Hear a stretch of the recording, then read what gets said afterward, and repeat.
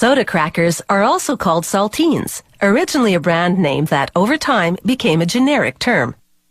You can eat them plain or spread something on them or crumble them into soup.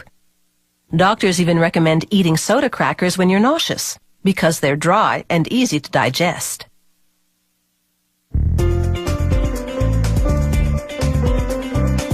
They're flat and bumpy on the outside with a tasty texture resulting from some interesting chemical reactions.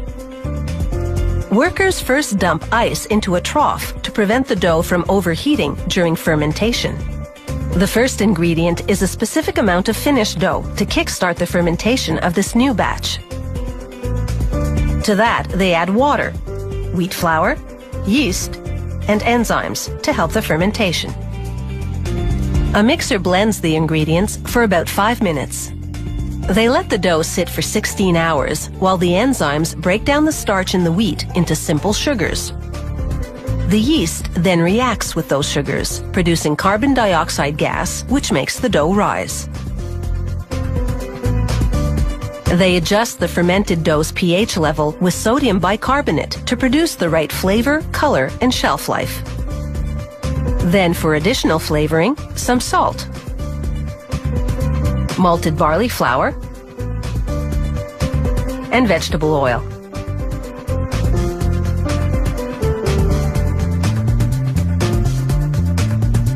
The mixer remixes the dough for about 5 minutes to blend in these new ingredients. Now they let the dough ferment for another 6 hours. The sodium bicarbonate counteracts the acidity this produces and relaxes the gluten so that the dough now breaks easily when stretched, the perfect consistency for soda crackers.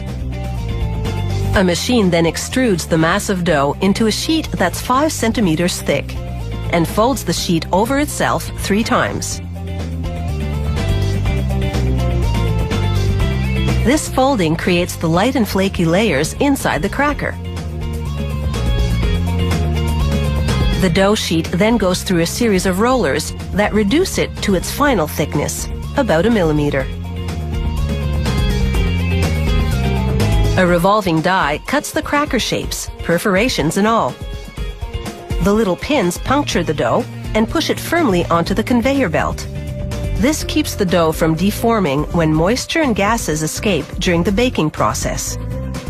From there, the sheet passes under a shower of salt.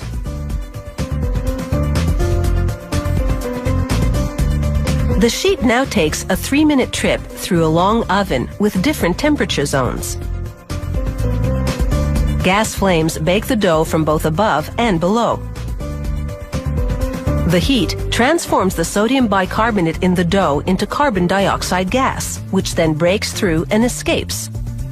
This drives out trapped moisture and forms blisters in the crackers. As the sheet of baked crackers exits the oven, a roller breaks it into rows.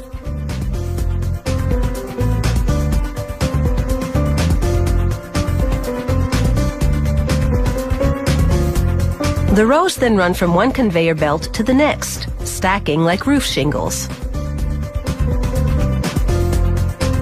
Alignment wheels keep them straight until the next set of wheels gently breaks the rows into individual crackers.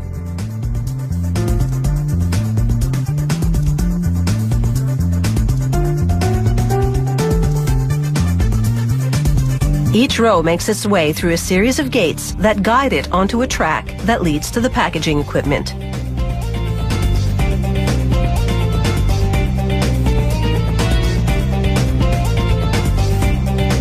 The crackers are upright now, and the machine begins dividing them according to the number of crackers per package. In this case, those little 2-cracker packs you often get with soup.